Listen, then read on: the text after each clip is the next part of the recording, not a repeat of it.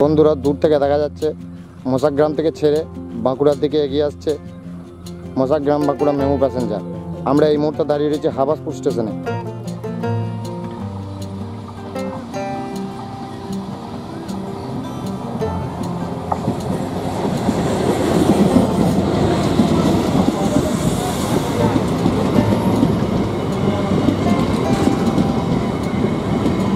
নমস্কার বন্ধুরা, welcome to my channel.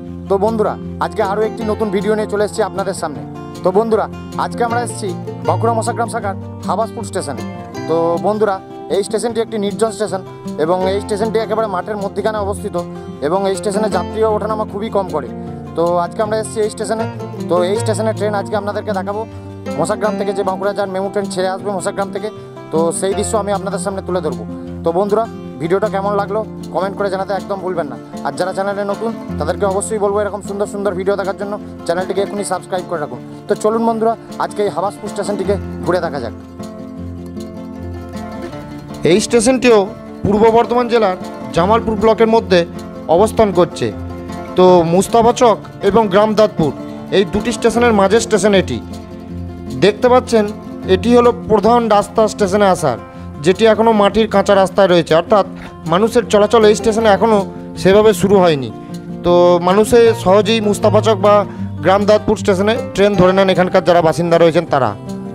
চারিপাশে মাঠে যেন একেবারে রঙের মেলা লেগেছে।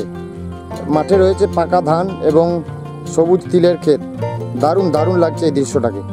তো বন্ধুরা আপনাদের কেমন লাগছে অবশ্যই কমেন্ট করে জানাবেন। আর যদি ভালো লাগে অবশ্যই একটি আমার ভিডিওতে লাইক দেবেন। তো চারিপাশে কোনো বাড়িঘর নাই, আপনারা দেখতেই পাচ্ছেন পুরো খাঁ করছে মাঠ চারিদিকে। তো তার মাঝেই রয়েছে এই ছোট্ট সুন্দর স্টেশনটি। চারিদিক পুরো সবুজে সবুজ হয়ে রয়েছে, যেদিকে চোখ যাচ্ছে সেদিকেই শুধু সবুজ আর সবুজ।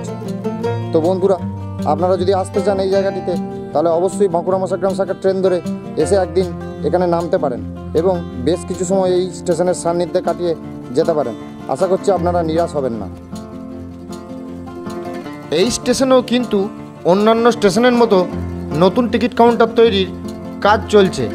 তো যেহেতু সরাসরি ট্রেন যোগাযোগ চালু হবে তাই এই টিকিট কাউন্টার তৈরি হচ্ছে। তো এটি হলো পুরাতন টিকিট কাউন্টার, এর পাশেই তৈরি হচ্ছে নতুন টিকিট কাউন্টার। তো নতুন টিকিট কাউন্টার কবে চালু হয় সেই দিকেই তাকিয়ে আছে আমরা, এবং সর্বোপরি কবে সরাসরি ট্রেন চালু হবে এবং এই ডিরেক্ট হাওড়া যাওয়ার সুযোগ সুবিধা আমরা পাবো সেই দিকেই তাকিয়ে রয়েছে আমাদের দক্ষিণ দামোদরের এলাকাবাসীরা।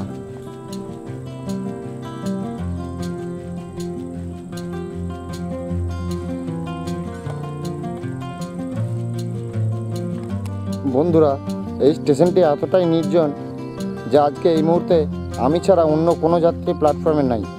তো আমি হচ্ছে একমাত্র যাত্রী যে এই প্ল্যাটফর্মে রয়েছি। তো বুঝতেই পারছেন যে এখানে যাত্রী কতটা কম ওঠানামা করে।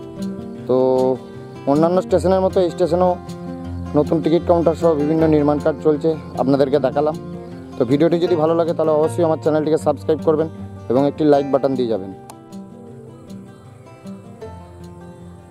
গ্রাম বাংলার চিরচেনা প্রকৃতি যেন এক অন্য রূপে ধরা দিচ্ছে এই স্টেশনে।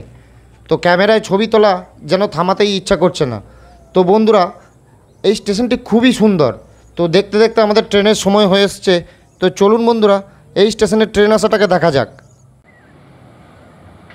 বন্ধুরা আপনারা এই মুহূর্তে দেখতে পাচ্ছেন 68111 মোসাগ্রাম থেকে বাঁকুড়া যাওয়ার মেমু প্যাসেঞ্জার 5টা 5-এ মোসাগ্রাম স্টেশন ছেড়ে 5টা 15-এ হাবাসপুর স্টেশনে প্রবেশ করছে। তো বন্ধুরা দেখতে থাকুন এই দৃশ্যটা। তো দেখা হচ্ছে পরবর্তী পর্বে অন্য কোনো ভিডিও নিয়ে।